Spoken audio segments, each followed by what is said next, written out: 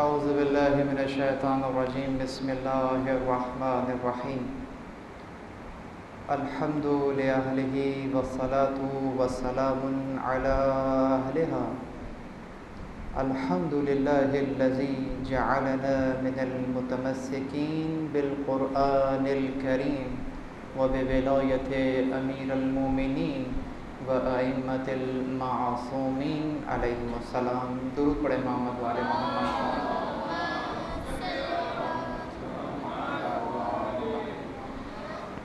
تمام تر تعریفیں خدائے لا یزال و لم یزل کے لیے، درود اور سلام محمد اور اہل بیت محمد علیہ الصلوۃ والسلام کی ذوات مقدسہ پر۔ حمد ہے اس خدا کی کہ جس نے ہمیں اور آپ کو قرآن کریم، ولایت امیر المومنین اور دیگر ائمہ کی ولایت سے متمسک کیا۔ یقیناً یہ بات قابل تحسین ہے کہ ہم اور آپ اس وقت یہاں اس خانہ خدا میں موجود ہیں اور ان ہستیوں کا تذکرہ کر رہے ہیں کہ جن کے تذکرے کی وجہ سے ہمارے اور آپ کی نجات وابستہ ہے۔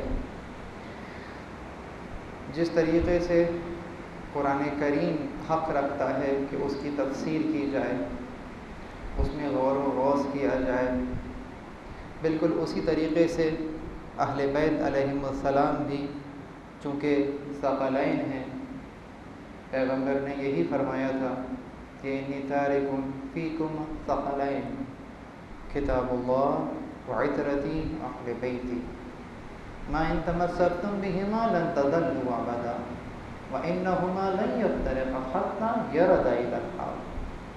تمہارے درمیان دو گراں قدر اشیاء چھوڑے جا رہا ہوں، جس میں سے ایک میری عطرت ہے، قرآن ہے، اور دوسری میری عطرت ہے۔ جب تک اس سے متمسک رہو گے کبھی بھٹکو گے نہیں، اور یہ دونوں آپس میں کبھی جدا نہیں ہوں گے یہاں تک کہ حوض پر مجھ سے ملیں۔ چنانچہ جن کے درمیان یہ بات کہی جا رہی ہے یقیناً اصحاب کا مجمع ہے، بہت سارے رسول اللہ سے محبت کرنے والے، آپ پر جان دینے والے لوگ موجود ہیں، لیکن دلیل یہ ہے کہ جب تک اہل بیت سے وابستہ رہیں گے تب تک نہیں بھٹکیں گے، اور اگر اہل بیت کا دامن چھوڑ دیں گے تو یقیناً پھر گمراہی جو ہے وہ مقدر میں آئے گی۔ چنانچہ جس طریقے سے قرآن میں ضروری ہے تفسیر کرنا، آیت سے آیت کا معنی لینا، اسی طریقے سے اہل بیت علیہم السلام کی ذات اقدس ہے کہ جس سے ہم چاہیں گے کہ تفسیر کریں، ان کی زندگی کی شرح کریں کہ امام نے فلاں وقت میں فلاں کام انجام دیا، یہ کیوں انجام دیا۔ دو لفظ ہیں، چونکہ بزرگ بھی تشریف فرما ہیں، ان کو تو فقط سبق سناؤں گا، بچوں کے لیے کہتا چلوں۔ مثال کے طور پہ ایک ہوتا ہے سنت، یعنی کہ رسول اللہ نے کوئی عمل انجام دیا ہے، ٹھیک ہے، ضروری نہیں ہے کہ جو عمل انجام دیا گیا ہے یہ آپ کی سیرت بھی ہو، سیرت الگ ہے اور فعل پیغمبر الگ ہے۔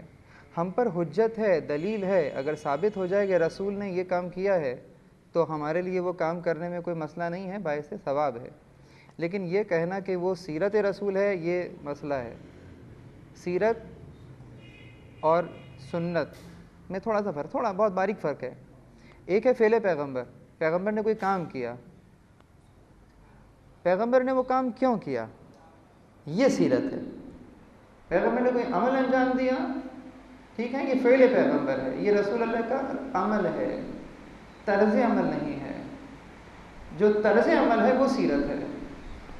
چنانچہ ہم نے دیکھا کہ پیغمبر اپنی زندگی میں جب آپ نے اعلان نبوت نہیں فرمایا ہے ظاہراً، تو غار حرا میں جایا کرتے تھے، عبادت کیا کرتے تھے، لیکن اعلان فرمانے کے بعد ہمیں کوئی روایت نہیں ملتی کہ پھر آپ 40 دن کے لیے وہاں گئے ہوں اور اس انداز سے آپ نے عبادت کی ہوں، ٹھیک ہے۔ تو غار میں جانا تو ثابت ہے، پہلے پیغمبر، لیکن غار میں جا کے عبادت کرنا سیرت نہیں ہو سکتا، طرز عمل نہیں ہو سکتا، عمل ہو سکتا ہے، بہرحال مشکل بحث ہے۔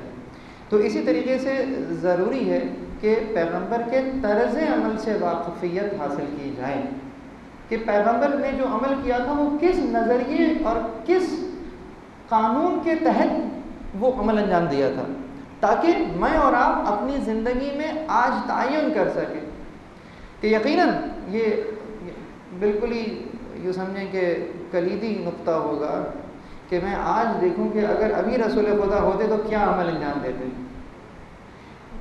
ہم پر بلیسنگز ہیں خدا کی طرف سے مکتب تشیع کے اوپر کہ 11 ہجری کے بعد در عصمت سے تعلق ٹوٹنے نہیں پایا ہے، اور ہم نے وہ عمل جانا ہے ان ہستیوں سے کہ جو کہ ان سے متمسک تھیں، جنہوں نے ہر دور میں یہ بتلایا کہ اگر آج ہمارے جد ہوتے تو وہ یہ کرتے، یہ سنت ہے، یہی سیرت ہے، کیونکہ ان کی سیرتوں کے اندر ہم نے پیغمبر کی سیرت کو دیکھا ہے، اس لیے ان کا عمل ہم پر بالکل ویسے ہی حجت قرار پائے گا جس طرح سے رسول خدا کا عمل قرار پائے گا۔ چنانچہ مختصر کروں، جس شخصیت پر بات کرنے کے لیے ہم یہاں جمع ہوئے ہیں، یقیناً وہ دور بہت اہم ہے کہ اس پر بات کی جائے، اور وہ بھی اس انداز سے کہ خاص سیاسی نقطہ نظر سے کون کون سی تحریکیں اور کون کون سی روش اس دور میں موجود تھی۔ یقیناً آپ سمجھ گئے ہوں گے میرے ان 2 تقاریر کا جو عنوان ہے وہ دور امام جعفر صادق میں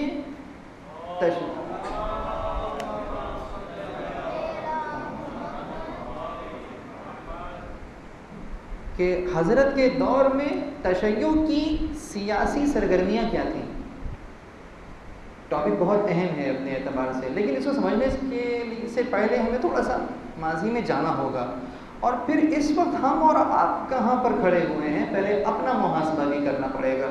تو چنانچہ حضرت کے بارے میں ہم نے دیکھا کہ 2 رائے ملتی ہے، اگرچہ یہ دونوں رائے بہت زیادہ واقعتاً ملتی ہوئی نظر آتی ہیں، وہ کہ 2 الگ الگ رائے ہیں، لیکن کسی مقام پر یہ بالکل ایسا معلوم ہوتا ہے کہ ایک ہی بات ہے، لیکن بہت باریک فرق کے ساتھ ہے۔ چنانچہ ایک رائے جو حضرت کے بارے میں قائم کی جاتی ہے وہ انتہائی جانبدارانہ رائے ہے، اور دوسری طرف کچھ مفاد پرست عناصر ہیں کہ جو کہ حضرت کے لیے کچھ رائے قائم کرتے ہیں۔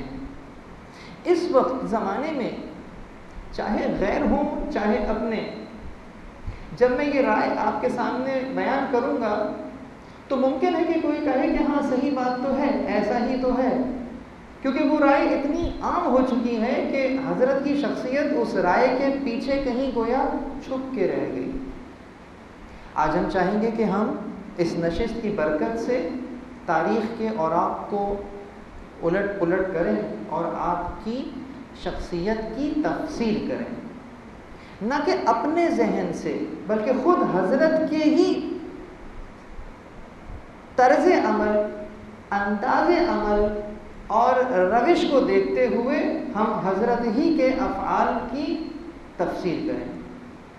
یہ تفصیل بھی رائے نہیں ہوگی، یہ یوں نہیں ہوگا کہ میں نے اپنے ذہن میں امام کی کوئی شخصیت بنا لی ہے اور میں ویسا ہی دیکھنا چاہتا ہوں، ایسا نہیں ہوگا۔ یقیناً جیسا ان ہستیوں کو سمجھنے کا حق ہے ہم اس انداز سے سمجھیں گے۔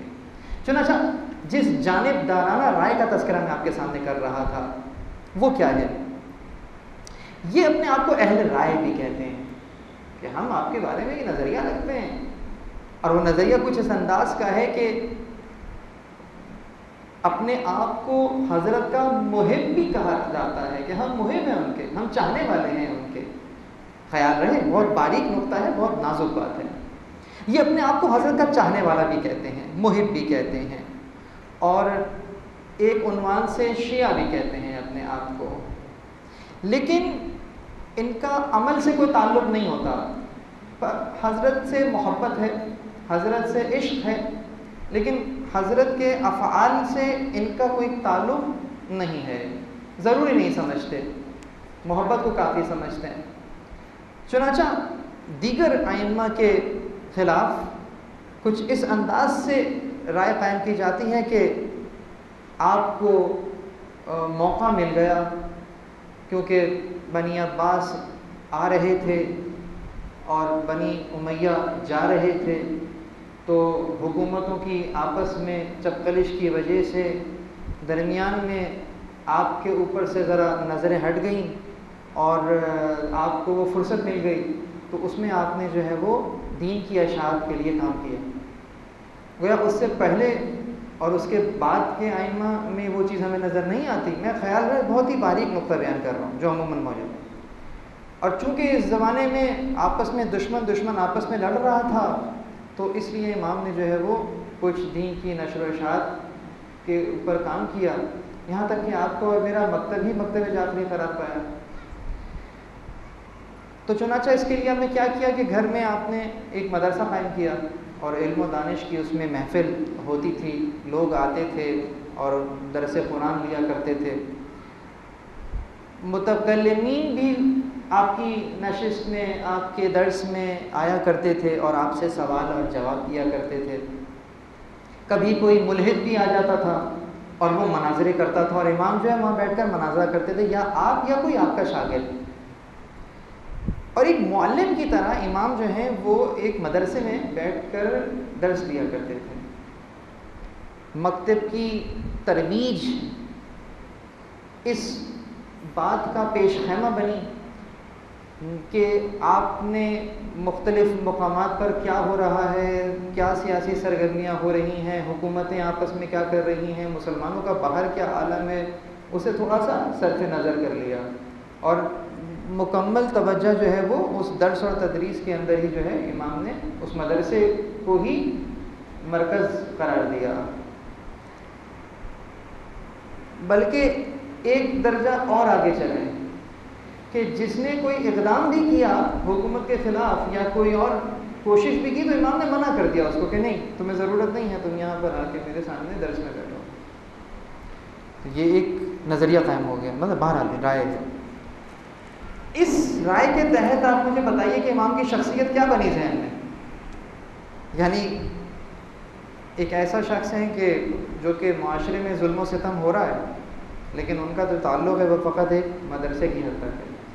ان کو ایک درس دینا ہے، ایک لیکچر دینا ہے، اور اس کے بعد ان کی ذمہ داری ختم ہو جاتی ہے۔ مومنین کے پاس کھانے کو کچھ نہیں ہے، غذا نہیں ہے، استحصال ہو رہا ہے ان کا، لیکن آپ کی نظر جو ہے وہ فقط فقہ کے معاملات کے اوپر ہے کہ کیا مکروہ ہے اور کیا مستحب ہے۔ خدا نہ خواستہ میں رائے قائم کر رہا ہوں، بیان کر رہا ہوں۔ ابھی ہم یہ نہیں کہہ رہے کہ ہم اس کو نگلیکٹ کر رہے ہیں کہ کیا ضروری نہیں ہے حلال حرام کا کوئی کہہ سکتا نہیں۔ دیکھیں، سمجھیں، بات کو سمجھیں، فقط یہ ہونا اور یہ بھی ہونا میں فرق ہے۔ تو چنانچہ امام سے منسوب کچھ اقوال بھی کیے جاتے ہیں کہ امام کا کوئی کلیش ہی نہیں تھا حکومت سے، اگر ہوتا تو ہمیں نظر آتا۔ اور چنانچہ کچھ روایات آپ کے سامنے اگر نقل کروں، کہتے ہیں کہ آپ نے منصور کے لیے ایک جملہ اس انداز میں کہا کہ ان سلیمان اوذی لشکر وان ایوب ابتلی فصبر وان یوسف ظلم فغفر وانت اسمع من ذلک السلخ۔ کتنی خطرناک بات ہے جو امام سے منسوب ہے۔ فرماتے ہیں، کہہ رہے ہیں کہ آپ کو سلمان کو لشکر عطا کیا تھا اللہ تعالیٰ نے، تو انہوں نے شکر کیا اس کا۔ ایوب کو ایک بیماری نے مبتلا کیا، انہوں نے صبر کیا، اور یوسف کے اوپر ان کے بھائیوں نے ظلم کیا تو یوسف نے ان کو معاف کر دیا۔ آپ کا بھی اسی انداز کا معاملہ ہے اور آپ بھی اسی گھرانے سے وابستہ ہیں۔ یہ امام جو ہے وہ منصور سے گئے تھے۔ منصور جو ہے وہ امام کے وقت میں جو ہے وہ منصور اعتمانی کی خلیفہ ہے۔ یہ جو روایت ہم تک پہنچی ہے یہ منقول اور اس انداز سے ہے کہ فلاں نے ان سے نقل کیا کہ امام نے یہ کہا، یعنی کہنے والا امام کی نشست میں موجود نہیں ہے۔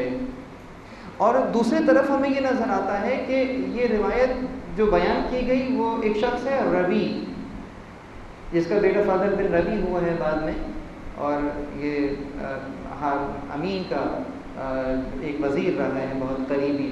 یہاں فضل بن ربی تھا اور ابن ربی بھی جسے ہم کہتے ہیں، اور ادھر مامون کے پاس فضل بن سہل ہے. تو یہ دو فضل ہیں جن کا فضل ادھر اور ادھر جاری ہے, دونوں طرف نیگیٹو فضل بھی جو ہوتا ہے نا وہ یہاں جاری تھا. تو یہ ربی ہے اور اس سے یہ بات منقول ہے. بہرحال تو اس فکر اول کا خلاصہ کیا ہوگا کہ امام کا منصور اور اس کی حکومت سے پھیلنے والے انتشار سے بے خبر اور لا تعلق رہنا. دوسری طرف مومنین کے پاس میں نے تاریخ میں پڑھا کہ اتنا کپڑا نہیں تھا کہ وہ جس طرح سے آپ ابھی مسجد میں بیٹھے ہوئے ہیں جماعت کی نماز پڑھ سکیں. مطلب ان کا ابتری کا عالم یہ تھا کہ واجب نماز کے لیے بھی جتنا موجود ہو کہ وہ ایک عام پبلک میں آ کر اس طرح سے نہیں آ سکتے تھے. ان کے پاس اتنا کپڑا نہیں تھا, اپنے آپ کو چھپانے کے لیے کپڑا نہیں تھا. اور دوسری طرف منصور کا محل الحمرا جو کہ اس ظلم اور جور اور استبداد کے ساتھ ان غریب اور غربا محلوں کے درمیان میں وہ بڑھتا جا رہا تھا جس طرح سے آج ہم دیکھتے ہیں. تو امیر سے امیر طرح ہوتا جا رہا تھا اور غریب بالکل ہی پست ہو رہا تھا. تو چنانچہ یہ ایک طرح کی رائے امام کے بارے میں قائم ہو گئی. دوسری رائے گو کہ خلاصہ اس کا بھی یہی ہوگا لیکن تھوڑا سا مختلف ہے اور وہ مفاد پرستانہ رائے ہے. یہ مفاد پرستانہ رائے عموماً مستشرقین کی طرف سے قائم کی گئی ہے. مستشرق جسے اورینٹلسٹ کہتے ہیں. اورینٹلسٹ وہ افراد ہوتے ہیں کہ جو کہ غیر مسلم ہوتے ہیں, ان کا مذہب اسلام نہیں ہوتا لیکن وہ علوم شرقیہ کے اوپر ریسرچ کرتے ہیں. علوم شرقیہ یعنی کہ اس وہاں کیونکہ یہ لوگ مغرب میں اس انداز میں وہاں پائے جاتے ہیں, تو یہاں کے جو علوم ہیں چاہے وہ ثقافت کے اعتبار سے ہو چاہے وہ کسی اعتبار سے ہو اس پر جب ریسرچ کرتے ہیں تو یہ مستشرق کہلاتے ہیں. تو چنانچہ دو مستشرقین خصوصیت سے جن کا میں نام لوں گا کیونکہ ان کی کتابوں میں سے کچھ امام کے بارے میں رائے ملتی ہے, وہ ہے ایک فلم ہیچی اور دوسرا جو کہ رشین مستشرق ہے ایلیا پاولویسٹک پیروشیوسکی. تو تھوڑا مشکل سے نام ہے, پیروشیوسکی یاد رکھیے گا. اس نے ایک کتاب بھی لکھی ہے اسلام در ایران. ایران میں اسلام کس انداز میں پھیلا ہے, اس نے پوری کتاب لکھی. مطلب تاریخ لکھ رہا ہے کہ اسلام کیسے پھیلا, اور قلم کس کے ہاتھ میں ہے, مستشرق کے ہاتھ میں. تو شروع میں تو کچھ اچھی باتیں ملتی ہیں ڈیفینیٹلی, کیونکہ جس انداز سے یہ قلم اٹھاتا ہے تو اس کے ذہن میں کوئی شخصیت اور کوئی تقدس کا پہلو نہیں ہوتا. تو کبھی کبھی وہ بات جب تنقید کر رہا ہوتا ہے تو بہت سے حلقوں کو اچھی لگ رہی ہوتی ہے کہ دیکھو ہم بھی تو یہ کہتے تھے, اور وہ کوٹ بھی کرتے ہیں ان کی باتوں کو. لیکن وہ یہ بھول جاتے ہیں کہ جس انداز سے وہ قلم چلا رہا ہے نا تو اس کے پیچھے کوئی فکر موجود ہے. بچوں کو اگر مثال دو نا, جیسے گلاب جامن میں کوئی کڑوی سی گولی ہو کہ ہم تو گلاب جامن سمجھ کے کھا رہے ہوتے ہیں لیکن اندر بڑی گہری بات ہوتی ہے. تو یقیناً اس کی کتاب کو پڑھنے کے لیے بہت زیادہ زیرک, بہت گہری نظر چاہیے. تو انہوں نے امام کی شخصیت کو کس انداز سے پہچانا, کہا کہ دیکھو اس زمانے میں نا یہ بہت بہترین انسان تھے.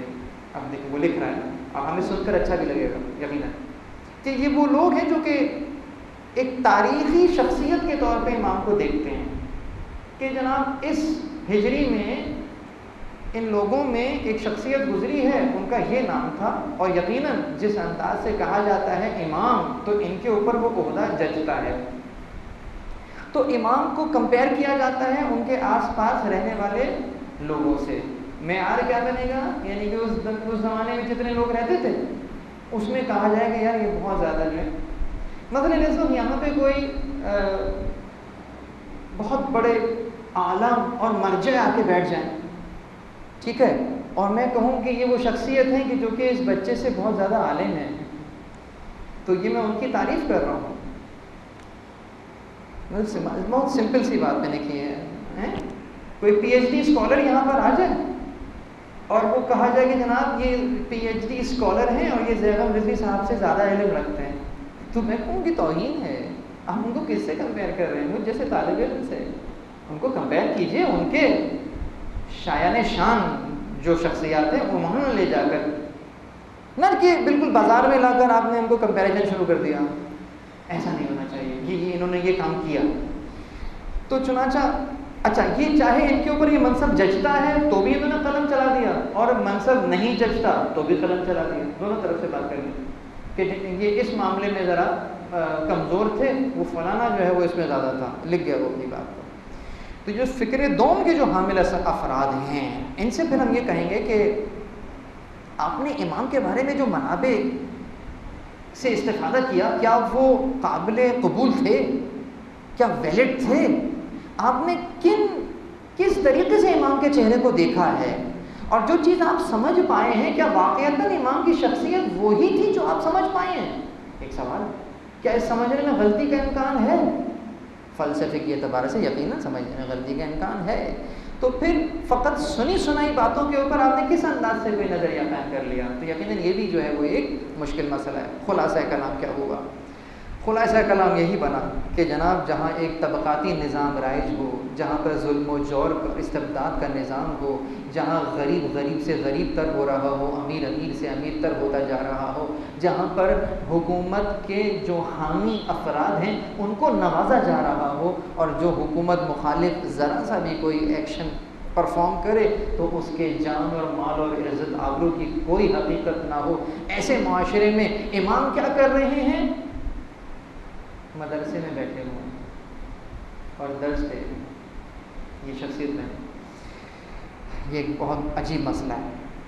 بہرحال ان چند من گھڑت روایات کے نتیجے میں جو امام کی شخصیت بنی وہ کچھ ایسے بنی، اور وجہ کیا بنی؟ وہ ابن ربی کی روایت۔ یہ ابن ربی کون ہے کہ جو کہ امام کی شہادت کے 5 سال کے بعد وزیر بن جاتا ہے، یعنی اس کی ترقی ہو جاتی ہے۔ جب میں یہ باتیں پڑھ رہا تھا تو مجھے اس بات پر حیرت نہیں ہوئی کہ امام کے بارے میں یہ قول موجود ہیں اور یہ کہا گیا ہے، اس بات میں مجھے قطعاً یقین کر حیرت نہیں ہوئی۔ ابن ربی نے یہ ابن ربی کہہ رہا ہوں معذرت، خود ربی نے یہ کہہ دیا، اس میں مجھے حیرت نہیں ہوئی۔ مجھے حیرت اس بات پہ ہوئی کہ اس کے قول کو ان لوگوں نے قبول کر لیا کہ جو کہ امام کو جانتے تھے، جو کہ امام کی مہم ہے۔ امام کے دور میں موجود امام کے دشمن یعنی کہ منصور کے محل میں ایک بہت ہی قریبی آدمی ربی ہے، اس کے قول کو قبول کر لینا یہ بہت بڑی عجیب بات ہے کہ یہ کس طرح سے بات ہو گئی، آپ نے قبول کیسے کر لیا؟ چنانچہ یہاں تک لانے کے بعد تو میں نے تھوڑا سا آپ کو حالات سے آگاہ کر دیا۔ اب تھوڑا سا امامت کے فلسفے پہ بات کرتے ہیں کہ امامت کا فلسفہ کیا ہے۔ امامت بنیادی طور پر انبیاء، خصوصی طور پر نبوت خاصہ یعنی کہ پیغمبر اکرم صلی اللہ علیہ وآلہ وسلم کی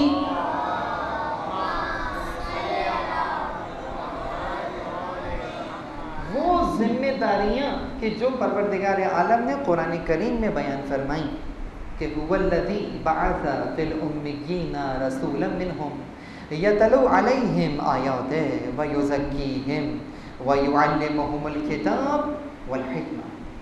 یہ وہ ہے، خدا هو الذی، وہ ہے، اچھا تعارف ادھر ہو رہا ہے اپنا، وہ تو وہ ہے کہ جس نے امیین میں سے ایسا رسول بھیجا کہ جو انہیں ہماری آیات پڑھ کر سناتا ہے اور ان کے نفوس کا تزکیہ کرتا ہے اور انہیں کتاب اور حکمت کی تعلیم دیتا ہے۔ 4 کام ہو گئے، آیات کی تلاوت، نفوس کا تزکیہ، کتاب کی تعلیم، حکمت کی تعلیم۔ کیا رسول اکرم کے پردہ فرما جانے کے بعد اب آیت تلاوت نہیں کی جائے گی؟ جو آیت آ گئی نئی وحی نہیں آئے گی، نیا حکم نہیں آئے گا، وحی کا سلسلہ ختم ہو گیا، لیکن جو وحی آ چکی کیا اس کی تلاوت نہیں کی جائے گی؟ کیا نفوس کا تزکیہ، قیامت تک آنے والے نفوس کا تزکیہ نہیں کیا جائے گا؟ کیا جائے گا۔ کیا اب کتاب کی تعلیم نہیں دی جائے گی؟ دی جائے گی، بلکہ جس زمانے میں یہ آیات نازل ہوئی تھی ابھی جزیرہ عرب پر بھی صحیح طریقے سے اسلام نہیں پھیلا تھا، اور اب ہم دیکھتے ہیں کہ ماشاءاللہ تو اب تو زیادہ ضرورت ہے، زیادہ لوگ اسلام کی طرف آ رہے ہیں، تو کتاب کی تعلیم کی ضرورت تو اب اور زیادہ ہو گئی ہے۔ چاہے جائے کہ ہم کہیں کہ ختم ہو گئی، بڑھ تو سکتی ہے، ختم نہیں ہو سکتی۔ اور پھر اس سے ایک درجہ اور آگے حکمت کی تعلیم دے گا، حکمت کی تعلیم دے گا۔ کیونکہ حکمت کی تعلیم کا سلسلہ ختم ہو گیا. یقیناً نبوت ختم ہو گئی، لیکن یہ فرائض نبوت جو بیان کیے گئے معاشرے کے لیے، یہ تو تا قیامت جاری رہیں گے. ائمہ کا کردار یہی رہا. یعنی کہ کیا؟ یعنی کہ نبی کی فرائض نبوت کے تسلسل کا نام ہی امامت ہے. ایک جملے میں نے کوشش کیا ہے کہ بہت ساری باتوں کو سمیٹ دوں. یعنی کہ جو فرائض نبوی ہیں، نبوت نہیں، نبوت ختم ہو گئی. ٹھیک ہے، نبوت اب کوئی نیا نبی نہیں آئے گا. کیوں؟ اس لیے کہ نیا حکم نہیں آئے گا، نئی شریعت نہیں آئے گی، تو نئے نبی کی ضرورت اب نہیں ہے. لیکن جو شریعت آ گئی ہے، کیا اس کی شرح کی ضرورت بھی نہیں ہے؟ کیا اس کو نافذ ہونے کی ضرورت بھی نہیں ہے؟ یقیناً اس کے نافذ ہونے کی ضرورت ہے، اس کے شرح کی ضرورت ہے، آیات کی تلاوت کی ضرورت ہے. کون کرے گا؟ نبی انجام دے رہے تھے، نبی کے بعد ان کا وسیع انجام دے گا. اسی لیے وسیع کو بلا فصل ہونا ضروری ہے. کیوں؟ تاکہ ایک لحظے کے لیے بھی ان فرائض سے جو ہے وہ چشم پوشی نہ کیا جائے. اسی لیے غدیر میں اعلان کیا جاتا ہے کہ من کنت مولاہ فہذا علی مولا. یہ کون سی امامت ہے کہ جو کہ مولا علی کو وہاں مل رہی ہے؟ یہ کون سی ولایت ہے کہ جو یہاں پر مولا علی کو مل رہی ہے؟ کیا علی ولی نہیں تھے اور غدیر میں ولی بنے ہیں؟ تو ذوالعشیر میں کیا ہوا تھا؟ وہ ذوالعشیرہ میں کیا اعلان ہو گیا؟ وہ تو پہلی دعوت تھی اسلام کی. وصایت کا اعلان بھی اسی وقت ہو گیا تھا. میرا خلیل ان ھذا اخی و وصی و خلیفتی فیکم، یہ میرا بھائی ہے، میرا وصی ہے، میرا وزیر ہے تمہارے درمیان. یہ تو 11 سال کے 10 سال کے ہیں اس وقت، اور یہ بیان کر دیا آپ نے. کوئی نیا حکم تو نہیں آیا. تو غدیر کی کیا امپورٹنس ہے؟ سمجھے اس بات کو. میں پردہ فرما رہا ہوں، میں تمہارا رہبر تھا، میں تمہارا مولا تھا، اب میں جا رہا ہوں بالکل ویسے ہی یہ علی تمہارا مولا ہے. یعنی کہ میں تمہارے درمیان آیات کی تلاوت کر رہا تھا، اب یہ تلاوت کرے گا. ایسے سنو، ابھی وقت نہیں ہے کہ میں اس کی گہرائی میں جاؤں کہ وہ تلاوت کیا کرے گا. انشاءاللہ بعد میں موقع ملا تو بیان کریں گے. چنانچہ تمام کے تمام ائمہ کا ایک ہی کردار رہا، ایک ہی روش رہی، چاہے پہلے ہوں، چاہے دوسرے ہوں، چاہے انشاءاللہ آخری ہوں گے. اس لیے کہ ظاہراً ان کا دور جدا جدا ہے، ان کے دور کے حالات جدا جدا ہیں، لیکن ان کے دور کے جو حالات جدا جدا ہیں یہ تاریخی مسئلہ ہے. یہ جو تاریخی مسائل ہیں وہ ان کی سیرت نہیں ہے. بہت توجہ رہے گی، میں بالکل ہی ایک بہت مشکل بات کرنے لگا ہوں، میری طرف توجہ دیں. جو تاریخ ہے وہ سیرت نہیں ہے.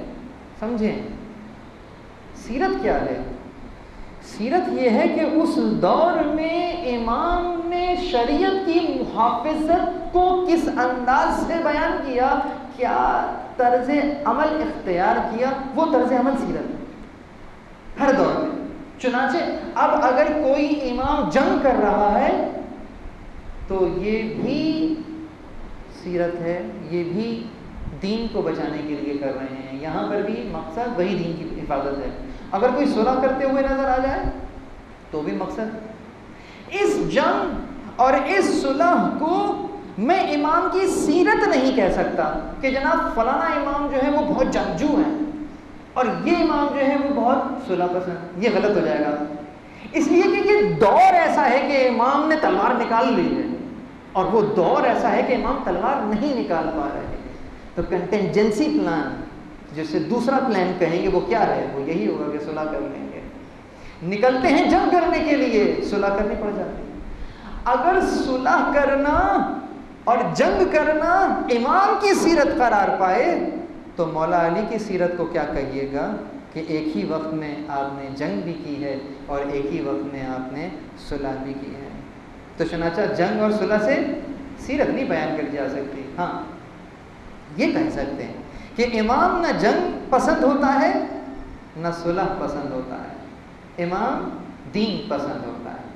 امام دیکھتا ہے کہ دین کس انداز سے بچ رہا ہے، دین کی محافظت کیسے ہو رہی ہے. چنانچہ ائمہ کے ان روش کو اگر ہم اس انداز سے دیکھیں کہ 11 ہجری سے لے کر اور 255 ہجری میں حضرت حجت کی ولادت ہوتی ہے اور 260 ہجری کے اندر غیبت صغریٰ کا آغاز ہو جاتا ہے، تو تقریباً 11 سے 260 ہجری تک 250 سال کا دور بنتا ہے۔ اس 250 سال کے اندر نشیب و فراز آتے رہے، حالات بدلتے رہے، لیکن جو ائمہ کی روش رہی، جو ائمہ کا کردار رہا، جو پہلے کی روش تھی وہی آخری کی روش رہی، کہ سب نے اپنے اپنے دور میں دین کی محافظت جس انداز سے کی، یقیناً مقصد سب کا ایک ہی تھا۔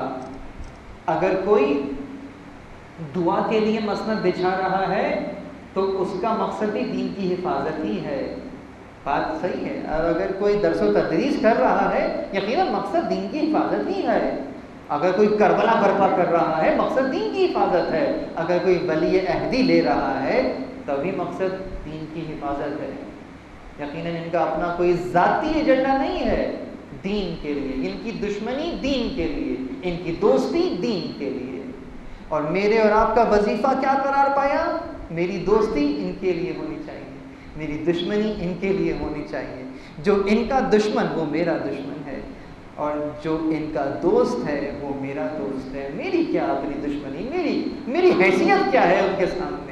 میری تو مرضی ان کی مرضی میں ضم ہو جانی چاہیے۔ چنانچہ ائمہ کا کیا لاہ عمل قرار پایا اس عرصے کے اندر، وہ آپ کے سامنے بیان کروں گا، لیکن پہلے ایک مرتبہ بلند آواز میں درود پڑھ دیجیے۔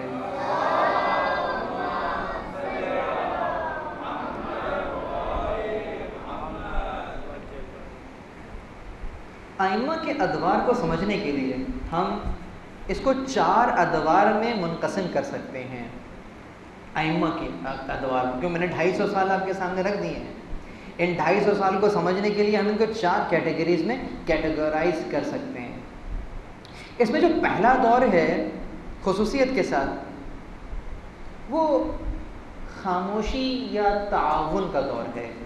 سمجھیے گا میری بات کو، یعنی کہ نیا نیا اسلام آیا ہے اور ابھی بالکل ہی ابھی وہ ننھی سی کوپل ہے، ابھی وہ پودا بھی نہیں بنی ہے، اور ہم یہ دیکھتے ہیں کہ 11 ہجری میں رسول کا وصال ہو جاتا ہے، تو کہیں اس ننھی سی کوپل کو کوئی روند نہ ڈالے۔ تو ائمہ نے کیا کیا ہے؟ ائمہ نے اس کی خون دے کر اس کی آبیاری کی ہے کہ یہ جو ہمارے جد نے پودا لگایا ہے یہ تنا آور درخت بن جائے اور پھل دینے لگے۔ چنانچہ جو اس ننھی سی کوپل کو داخلی اور خارجی طور پر دونوں انداز سے جو خطرات تھے، امام نے اس کا دفاع کیا۔ کچھ ہو جائے اس کو روندنے نہیں دیں گے، ہمارے اوپر جو بھی ظلم و ستم ہو جائے، ہمارے گھر پر حملہ ہو جائے، پودے کو نہیں روندنے دیں گے، وہ جو نظام ہے اس پر کوئی بات نہیں ہوگی۔ چنانچہ اپنے اوپر ظلم برداشت کیا، لیکن دین کے اوپر، اس سیٹ اپ کے اوپر جو پیغمبر نے قائم کیا تھا اس پر کوئی آنچ نہیں آنے دی۔ اور عزیزو، یہ بات اس وقت مائل سٹون کی حیثیت رکھتی ہے کہ آج امت مسلمہ میں یہ بحث تو ہو سکتی ہے کہ حق پر کون تھا، کس کا حق ہونا چاہیے تھا، ان کو پہلا ہونا چاہیے تھا یا چوتھا ہونا چاہیے تھا، لیکن یہ بحث نہیں ہو سکتی کہ کسی کو ہونا بھی چاہیے تھا یا نہیں ہونا چاہیے تھا۔ سمجھیے بات کو، سمجھیے، اس منصب پر کوئی اختلاف نہیں ہے، مقصد جو اختلاف ہے وہ اس منصب کے مصداق پر اختلاف ہے، لیکن منصب پر کوئی اختلاف نہیں ہے۔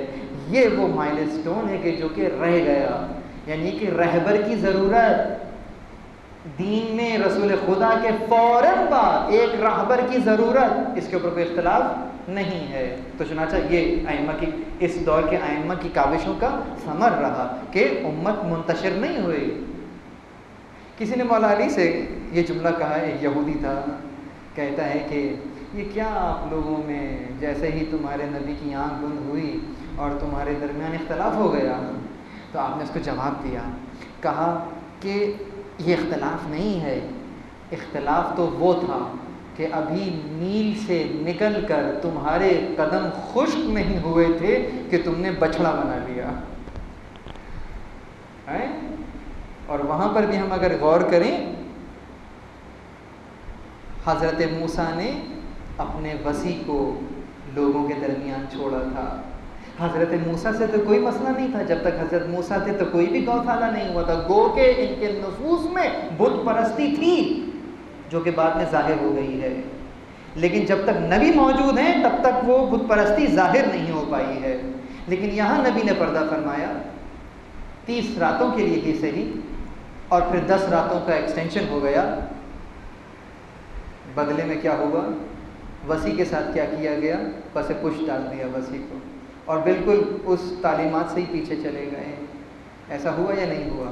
واپس آ کر حضرت ہارون نے کیا کہا؟ حضرت موسیٰ کو کیا جواب دیا جب حضرت موسیٰ نے دیکھا یہ کیا ہو رہا ہے؟ تو جواب میں کہتے ہیں کہ انی خشیت ان تقول فرقت بین بنی اسرائیل، مجھے خوف تھا کہ کہیں آپ یہ نہ کہیں کہ میں نے بنی اسرائیل میں تفرقہ ڈال دیا۔ ذرا سمجھیے، ہارون موسوی کو سمجھیے، یہ ہیں ہارون موسوی کہ انہوں نے امت کو بکھرنے نہیں دیا۔ بت پرستی ہو رہی ہے، وسیع منع کر رہا ہے، نہیں مان رہے، انہوں نے اس بت پرستی کو فار دا ٹائم ابھی گوارا کر رہے ہیں، لیکن اس کی وجہ سے امت منتشر ہو کے یمین اور شمال چلی جائے یہ گوارا نہیں کر رہے، ایک جگہ جوڑ کے رکھا اور اس کا کریڈٹ لیا۔ حضرت موسیٰ نے بھی نہیں کہا کہ یہ کیا کہہ رہے ہو تم نے گوشالہ کی پرستش ہو رہی ہے، ایسے اتحاد کا فائدہ کیا ہے؟ میں بہت ساری باتیں جو ہیں بہت ہی نازک انداز سے کہہ رہا ہوں۔ تو امت کے اندر، مومنین کی صفوں کے اندر، مسلمین کی صفوں کے اندر جو سب سے زیادہ ضروری عنصر قرار پائے گا وہ کیا ہے؟ اتحاد۔ بکھرنے نہیں پانا، ایک جگہ مختلف اختلاف رائے ہو سکتا ہے، لیکن یہ اختلاف رائے آپ کے اور میرے راستوں کو جدا نہیں کر سکتا۔ ہم ہوں گے ایک چھت کے نیچے، دشمن کی مجال نہیں ہونی چاہیے کہ وہ ہماری آنکھوں میں آنکھیں ڈال کر دیکھے اور ہمارے درمیان کے مسئلوں کو اپنے ایوانوں میں ڈسکس کریں۔ تو خدارا ان مسئلوں کو آپ لوگ بھی سوشل میڈیا پہ مت ڈسکس کریں، آپس میں ڈسکس کریں، آپس میں بات کریں۔ دشمن کو یہ حق نہ دیں کہ وہ آپ کے داخلی معاملوں کو پبلک میں ڈسکس کر رہا ہو۔ تو چنانچہ یہ ہوا، یہ ہارون موسوی تھے، بالکل اسی انداز سے مولا علی ہارون مصطفی ہیں۔ یہی کہا تھا نا کہ تمہیں مجھ سے وہی نسبت ہے، انت منی بمنزلۃ ہارون من موسیٰ الا انہ لا نبی بعدی، تمہیں تو مجھ سے وہی نسبت ہے جو ہارون کو موسیٰ سے تھی، مگر میرے بعد کوئی نبی نہیں ہے۔ یہ جملہ بتا رہا ہے کہ جو حالت وہاں ہارون موسوی کے ساتھ ہوئی تھی وہی حالات اس ہارون مصطفی کے ساتھ بھی پیش آئیں گے، اور اس ہارون مصطفی نے بھی وہی کام انجام دیا۔ کچھ ہو جائے امت کو میں تفرقہ نہیں ہونے دیا، ٹوٹنے نہیں دیا، اور اتنا ساتھ دیا مورخ کو گویا کہ یہ گمان ہو گیا کہ کہیں بیعت تو نہیں کر لی۔ چنانچہ بس میں مختصر کروں، مجھے بات تو بہت آگے لے کے جانی تھی، 4 ادوار مجھے بیان کرنے تھے، لیکن وقت جو ہے وہ تمام ہو گیا۔ آج فقط میں ادوار بیان کر دیتا ہوں، اس کی تشریح انشاءاللہ اگلے لیکچر میں کروں گا۔ پہلا دور خاموشی کا دور ہے جو کہ 11 ہجری سے 25 ہجری تک ہے۔ جو دوسرا دور ہے وہ 4 سال اور 9 مہینے کا دور ہے، یہ دور اقتدار ہے، یعنی کہ امام کو اقتدار مل گیا اور انہوں نے حکومت بنا لی، بہرحال حکومت بنا لی، قائم کر لی۔ یہ 4 سال اور 9 مہینے کا دور ہے۔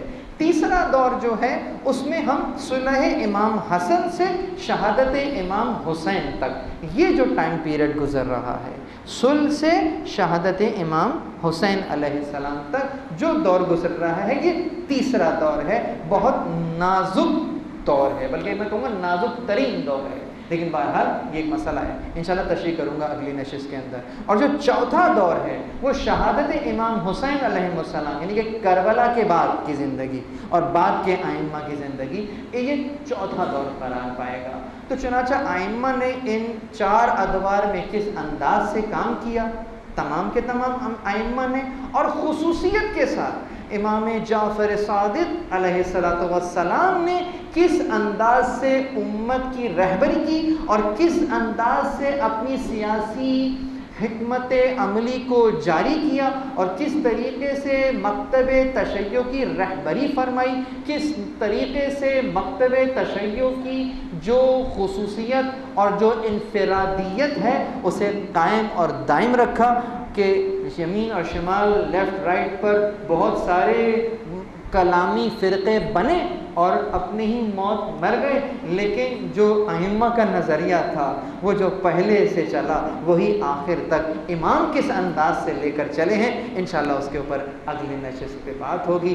تب تک کے لیے دعا ہے پروردگار عالم کہ آج جو ہم نے ایک انداز سے مقدمہ قائم کیا ہے اس دور کو سمجھنے کے لیے، ہمیں یہ توفیق عنایت فرما کہ ہم امام کی سیرت کو کما حقہ سمجھ سکیں۔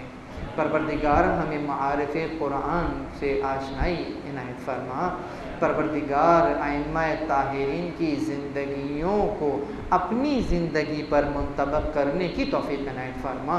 پروردگار ہمیں کربلا کا رزق عنایت فرما۔